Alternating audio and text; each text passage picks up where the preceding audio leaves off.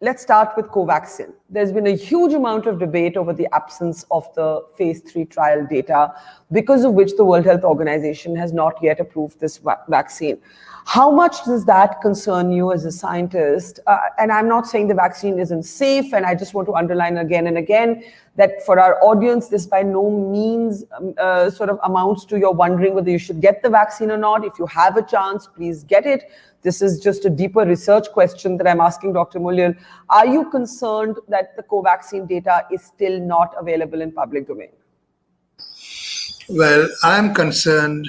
I have no clue why it is taking such a long time. And there are no valid explanations why it is not out there. And I don't know. I don't know how to answer you on that. And we went in trust that it will work out.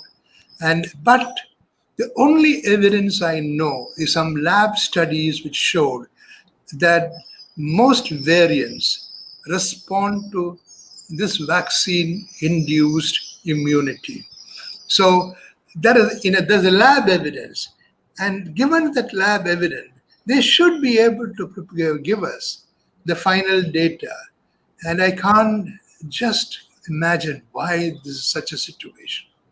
So does it worry you? Does it annoy you? Absolutely. What's the word you use? Absolutely. And we have, and as a group, I would like to say we will give a deadline, should give a deadline, and say after this, forget it. We have to. In fact, we have been looking at other vaccines too, and screening them and one by one, and.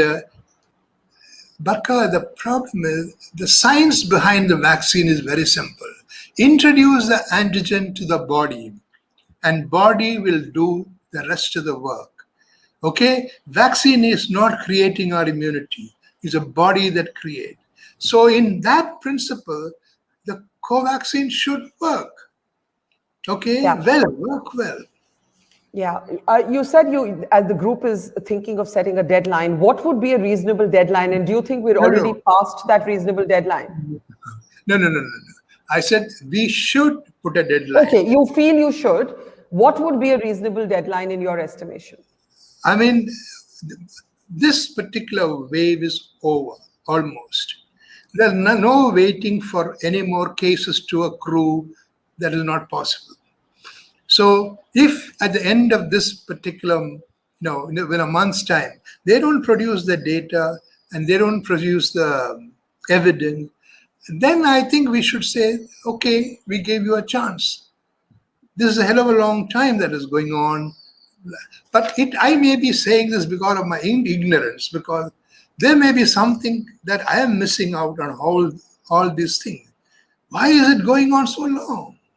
Yeah, it's bewildering. And as you said, I think people will then start. The problem with this also is that it fuels vaccine hesitancy at a time when we can ill afford it. My other question was going to be about the other vaccine, Covishield.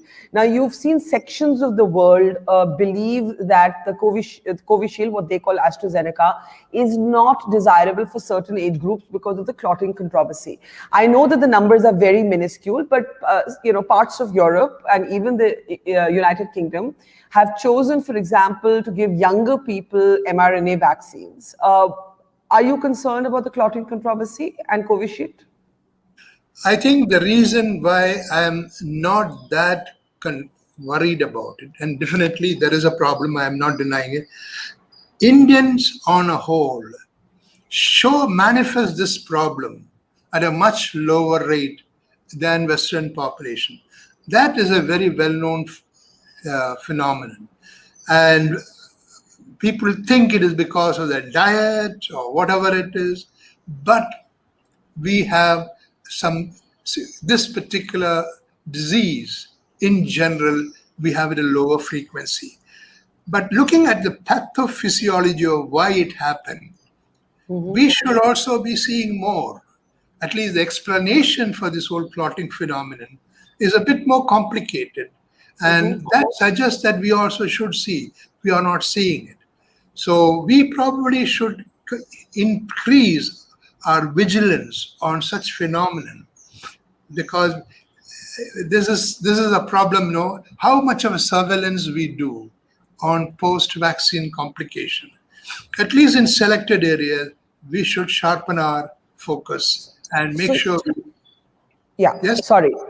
Just to clarify, you're saying that we are not seeing clotting in India in the way that other parts of the world have, and we don't know what the science or the reason for this is, but we need to keep an eye. But at the moment, if I'm not wrong, 90% of those vaccinated in India continue to be from the Covishield. It continues to be the single most used vaccine globally as well.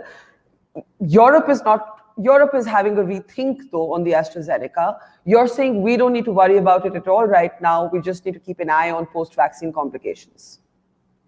Yes. The reason is the incidence of the disease is very rare even in Europe. And our predisposition to this clotting is a little lower. But that doesn't give us reason to, sit, relax and say, don't worry. I suggest that at least in selected centers, selected population, we follow our patients for evidence of any complication with this. Not nationwide, we are not capable of it.